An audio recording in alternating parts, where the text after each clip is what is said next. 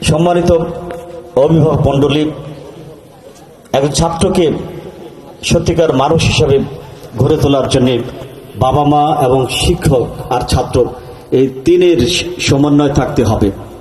বাবা মায়ের ভূমিকা থাকতে হবে, শিক্ষকের ভূমিকা থাকতে হবে, আর ছাত্রদের ভূমিকা থাকতে হবে। নেপোলিয়ন বোনাপার্ট বলেছিলেন, give me a good mother, I will give you a good nation. তোমরা আমাকে একটা শিক্ষিত মা দাও, আমরা একটা শিক্ষিত জাতি দিব। এ বিশ্বের যা কিছু ছিল কল্যাণকর, তার অর্ধেক করিয়াছে নারী, অর্ধেক করেছে নর। জাতি কবি নজরুলের এই বিখ্যাত উক্তি। এই পৃথিবীর সৃষ্টির পিছনে পুরুষের পাশাপাশি নারীর ভূমিকা রয়েছে। হজরত আদম আলাইহিসসালামের সাথে হজরত হাওয়া আলাইহিসসালামের গভীর সম্পর্ক রয়েছে। পৃথিবী গড়ে তোলার জন্য নর এবং নারীর ভূমিকা রয়েছে। অতএব সেই হিসাবে বাবা মার ভূমিকা ছাড়া সন্তান কখন মানুষ হবে না। বাবা মা সন্তানকে জন্ম দেয়, সন্তান তার বাবা মার কাছে জন্ম দেওয়ার জন্য ঋণী, কিন্তু তাকে মানুষ হিসাবে গড়ে তোলার জন্য ওই সন্তান শিক্ষকের কাছে ঋণী। শিক্ষক বড় কিবা পিতা বড় বলিবে কোনজন। আজও পৃথিবীতে শিক্ষক বড় নাকি পিতামাতা বড়, এই প্রশ্নের সমাধান আজ পর্যন্ত হয়নি। আজকের এই পরিবর্তিত সমাজ ব্যবস্থায়, মূল্যবিহীন সমাজ ব্যবস্থায় এখন সবাইকে আরো বেশি সচেতন থাকতে হবে। মোবাইলের কথা বলা হয়েছে, মোবাইল একটি ফেতনা, মোবাইল আবার একটা প্রযুক্তি, এবং মোবাইল সমাজ উন্নয়নের হাতিয়ার। কিন্তু কোমলমতি ছাত্রছাত্রীদের কাছে এই মোবাইল নিরাপদ নয়। যারা মোবাইল তৈরি করেছেন, যারা ফেসবুক তৈরি করেছেন, তাদের সন্তানের কাছে কিন্তু মোবাইল দেন নেই, এবং মোবাইল কিন্তু এই কোমলমতি সন্তানের জন্য তৈরি করা হয়নি। তার একটি বয়স লাগবে, পরিবেশ লাগবে। একটি কথা আমি ছাত্রদের উদ্দেশ্যে বলতে চাই, একটি লাইট একটি রুমকে আলোকিত করতে পারে। স্টেডিয়ামে যখন ক্রিকেট খেলা হয়, ফুটবল খেলা হয়, ওই স্টেডিয়ামের লাইট স্টেডিয়ামকে আলোকিত করতে পারে, স্টেডিয়ামের বাইরে জগৎকে আলোকিত করতে পারে না। এই যে দিনে সূর্য উঠেছে, এই সূর্য সারা পৃথিবীকে একসাথে আলোকিত করতে পারে না। কেন পারে না? সারা পৃথিবীতে একসাথে দিন হয় না, কোথাও দিন এবং কোথাও রাত।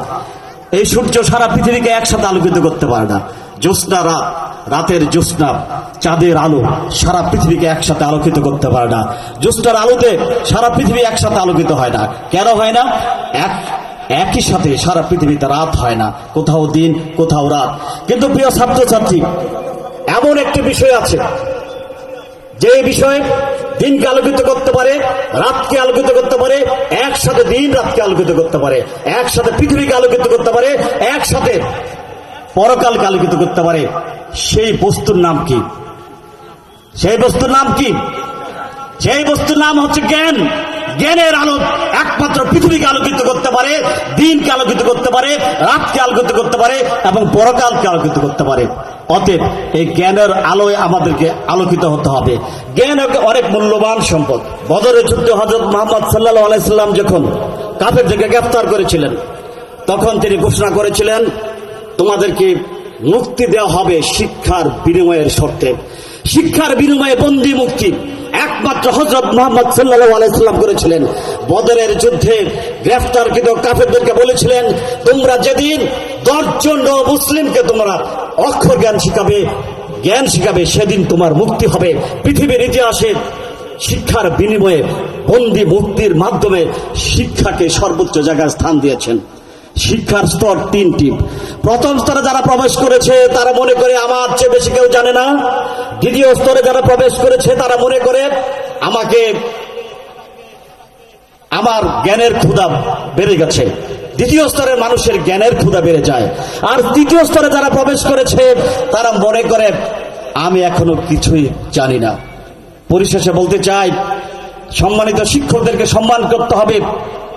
আমাদের ইমামে আজম হযরত আবু হানিফা রাহমাতুল্লাহ আলাইহি যখন ছাত্র ছিলেন, তখন তাকে তার উস্তাদ তার ব্যবহৃত পায়ে একটি কাপড়ের জুতা দিয়েছিলেন। বলেছিলেন, আবু হানিফা, তোমাকে আমি অনেক স্নেহ করি, তুমি আমার এই ব্যবহৃত কাপড়ের জুতাটি পরবে। পরের সপ্তাহে জিজ্ঞাসা করলো, আবু হানিফা কোনো প্রশ্নের জবাব দেয়নি। পরে সপ্তাহ জিজ্ঞাসা করলো, আবু হানিফা তোমাকে আমি একটি জুতা দিয়েছি, তুমি কেন পরে আসো না? আবু হানিফা কেঁদে কেঁদে বললেন, ওস্তাদ আপনি যে কাপড়ের জুতা দিয়েছেন আমি বাড়িতে নিয়ে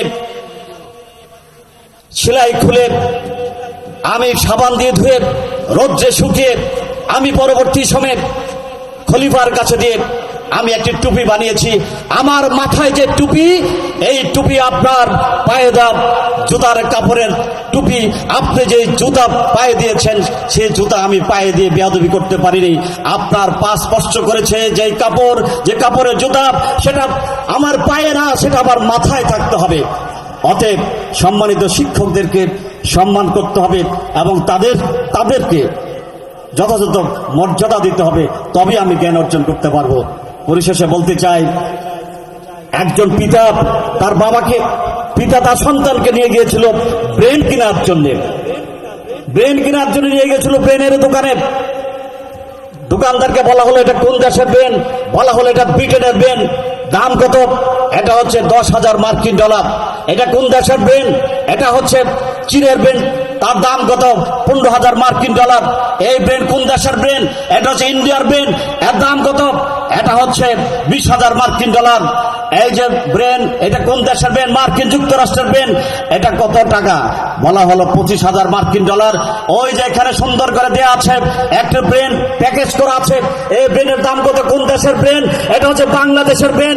বলা হলো এই ব্রেনের দাম কত? দোকানদার বলল এই ব্রেনের দাম হচ্ছে 50,000 মার্কিন ডলার। বলা হলো বাংলাদেশের ব্রেনের দাম এত বেশি কেন? বলা হলো মার্কিন যুক্তরাষ্ট্রের ব্রেন অনেক চর্চা হয়েছে, ব্রিটিশের ব্রেন চর্চা হয়েছে, আমেরিকার ব্রেনের চর্চা